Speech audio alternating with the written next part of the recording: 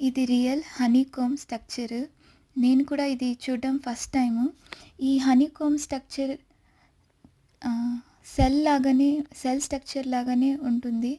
So, పిల్లలకి నేను cell గురించి చెప్పబోతున్నాను. సో, ఈ స్ట్రక్చర్ చూపిస్తే బావుంటుందని అనుకున్నాను.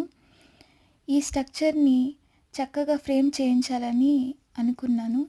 ఈ యొక్క బాక్స్‌ని రెడీ చేయడానికి రవి అన్న అనేసి ఒక అన్న హెల్ప్ చేశారు. ఆ అన్నే రెడీ చేశారు. ఈ గ్లాస్ కూడా ఆ అన్నే ఇచ్చారు. చాలా చక్కగా చేశారు.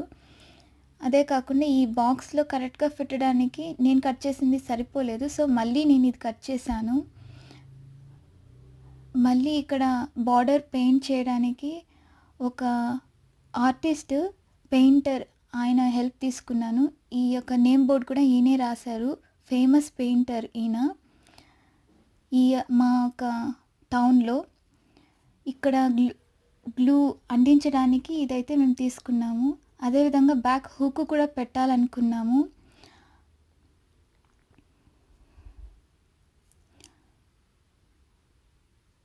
ఇది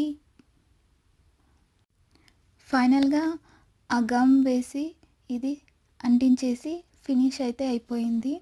దీన్ని నేను మా డిపార్ట్మెంట్‌లో సబ్మిట్ చేశాను. చాలా బావుంది.